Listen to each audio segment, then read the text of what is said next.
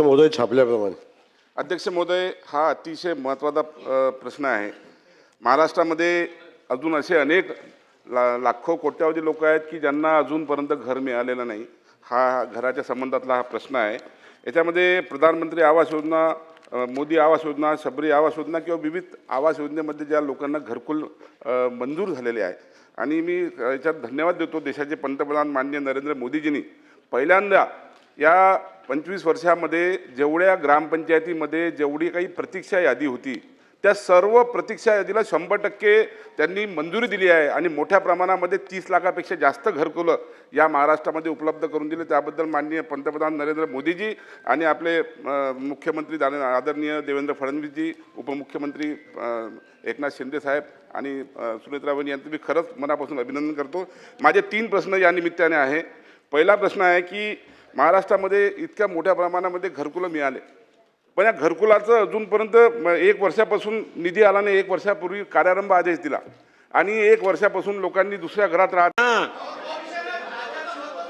अध्यक्ष महोदय, सगळे प्रश्नाचे समाधान या सभागृहाच्या माध्यमातून सगळे समाधान आपल्या मनाप्रमाणे येत नाही। त्याप्रमाणे दुसरे आयुध आहेत, त्याचा उपयोग केला पाहिजे। चला मंत्री महोदय, अध्यक्ष महोदय, सदस्य सभागृहानं या संदर्भात चर्चेची मागणी करावी। ग्रामविकास खातं चर्चा करायला तयार आहे। सदस्यांनी चर्चेची मागणी योग्य आयुधाप्रमाणे करावी। आपण चर्चा सभागृहामध्ये करायला ग्रामविकास खातं तयार आहे, कुठली अडचण नाही। आपण मागणी करा, चर्चा करू आपण। अध्यक्ष महोदय, या ठिकाणी अध्यक्ष महोदय, सन्माननीय ज्येष्ठ सदस्य सुधीरभाऊंनी आता या संदर्भात भूमिका मांडली। भाऊ ज्येष्ठ सदस्य आहेत आणि ज्येष्ठ सदस्यांनी मांडलेल्या ज्या सूचना आहेत किंवा जे मुद्दे मांडलेले आहेत त्या संदर्भात मी खूप जबाबदारीनं या ठिकाणी सुधीर भाऊ आपणाशी बोलेन। पाठीमागच्या वर्षी आपल्याला 29 लाख घराचं उद्दिष्ट मिळालं। 28 मंत्री महोदय, त्यांचे स्पेसिफिक 3 प्रश्न स्पेसिफिकच बोलतो साहेब, आपण त्याचा बाकी ही रिपीटेशन करू नका। अजिबात रिपीट करत नाही, मी स्पेसिफिक सांगतोय। त्यांनी निधीच्या संदर्भात भूमिका मांडलेली आहे अध्यक्ष महोदय आणि त्या संदर्भातच मी सांगतोय 28 लाख घरांना लाभार्थी निश्चित झाले, 27 लाख घरांची मंजुरी मिळाली। आत्तापर्यंत पहिला हप्ता 26 लाख घरांना, दुसरा हप्ता 17 लाख, तिसरा हप्ता 11 लाख आणि 1 वर्षाच्या कालखंडामध्ये 6 लाख घरं बांधून पूर्ण केलेली आहेत। हे आजपर्यंतच्या देशाच्या इतिहासातला विक्रम आहे। एका राज्यानं एका वर्षामध्ये 6 लाख घरं बांधणं हे आज देशातला विक्रम आहे अध्यक्ष महोदय। आणि आज आम्ही उद्दिष्ट ठेवलेलं आहे येणाऱ्या 1 वर्षामध्ये 15 लाख घरं बांधून देण्याचा पूर्ण करण्याचं उद्दिष्ट आम्ही ठेवलेलं आहे। आणि अध्यक्ष महोदय, यामध्ये मी आपल्याला सांगेन की 2025-26ला 5290 कोटी रुपयाचा निधी प्राप्त झाला, 26-27ला 13,947 कोटीचा निधी प्राप्त झाला आणि आता रिपीटेशन होतं 13 कोटी श्वेतपत्रिका काढा, निधी नाही म्हणून सभागृह अध्यक्ष महोदय सांगते। निधी कुठल्याही पद्धतीनं निधीची कमतरता नाही। 13,947 कोटी रुपयाचा निधी प्राप्त झालेला आहे। निधी अभावी कुठल्याही घरकुलाचं काम थांबलेलं नाही, निधी कमी पडणार नाही। त्यामुळं सभागृहाला मी आश्वस्त करतो की येणाऱ्या 1 वर्षाच्या कालखंडामध्ये 15 लाख घरं आपण बांधू आणि उर्वरित घरं आहेत त्याच्यामध्ये ज्या ज्या टेक्निकल अडचणी आहेत, जागेच्या आहेत, बाकीचे प्रश्न आहेत, याही संदर्भात ग्रामविकास 30 मिनिटं झाली आहेत। प्रश्न क्रमांक 2 नाना भाऊ, अध्यक्ष महोदय, सभागृहात यायच्या पूर्वी हा प्रश्न सुरू झालेला आहे। 30 मिनिटं आपण एका प्रश्नावरती दिली आहेत, यापेक्षा अधिक वेळ मी देऊ शकत नाही। प्रश्न क्रमांक 2 अध्यक्ष महोदय, अध्यक्ष महोदय, प्रश्न क्रमांक 35,898। 1 मिनिट। सगळ्या सन्मान्य सदस्याचं ग्रामीण भागातून येणाऱ्या अध्यक्ष महाराज तो विषय अध्यक्ष महाराज घरकुलाचा। मंत्री महोदय सांगतात की पैशाची कमी नाही आहे, पैशाची कमी नाही असं मंत्री महोदय सांगतात। अध्यक्ष महाराज 1 वर्षापासून पैसे मिळाले नाही घरकुलाचे। अध्यक्ष महाराज एक उत्तर झालं याचं नाही ना अध्यक्ष, झालं याचं उत्तर त्यांनी स्वतः ऐकलंय। त्यांनी सांगितलं अध्यक्ष महाराज की पैसे कमी नाहीये, पण पैसे मिळाले नाहीत ना अध्यक्ष महाराज। या सभागृहातल्या कुठल्याही सदस्याला विचारा अध्यक्ष महाराज। त्याप्रमाणे आणि माननीय मुख्यमंत्र्यांनी सांगितलं होतं अध्यक्ष महाराज, माननीय मुख्यमंत्री महोदयांनी सांगितलं होतं की जसं शहरी भागामध्ये आम्ही 2.5 लाख रुपये देतो त्याप्रमाणे ग्रामीण भागामध्ये सुद्धा पैसे वाढवून देऊ अशा पद्धतीची भूमिका मांडली होती अध्यक्ष महाराज.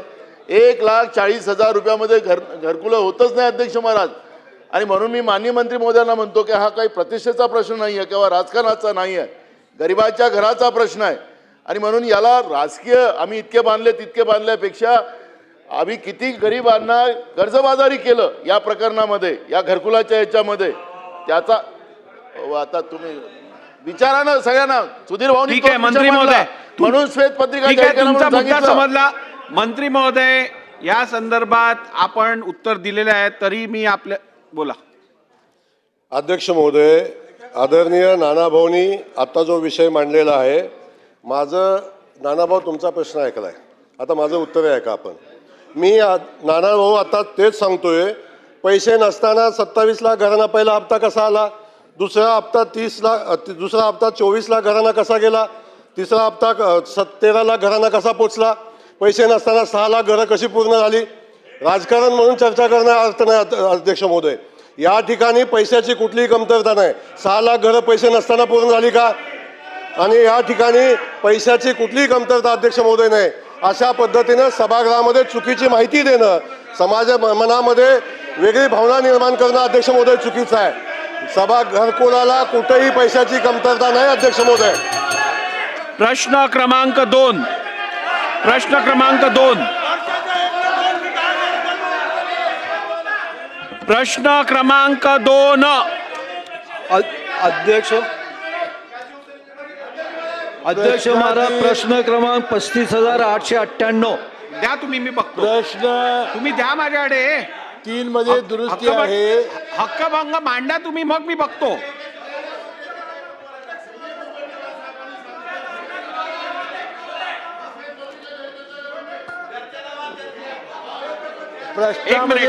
एक मिनिट नाना भाऊ, नाही नाना भाऊ, हे चुकीचं आहे.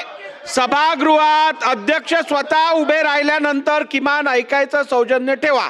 बसून घ्या, बसून घ्या, बसून घ्या. मला बोलू द्या, मला बोलू द्या. सन्मान्य सदस्य माजी अध्यक्ष नानाभाऊ पटोलेंनी इकडे मंत्र्यांवरती आक्षेप घेतलेला आहे की त्यांनी चुकीची माहिती दिली आहे. या संदर्भात आता मंत्री महोदय मला बोलू द्या. या संदर्भात तुम्ही योग्य त्या आयुधातनं हरकत घ्या. मी ती कन्सिडर करीन आणि योग्य असेल तर त्याच्यावर पुढची कारवाई करेन. चला पुढे. प्रश्न क्रमांक 2.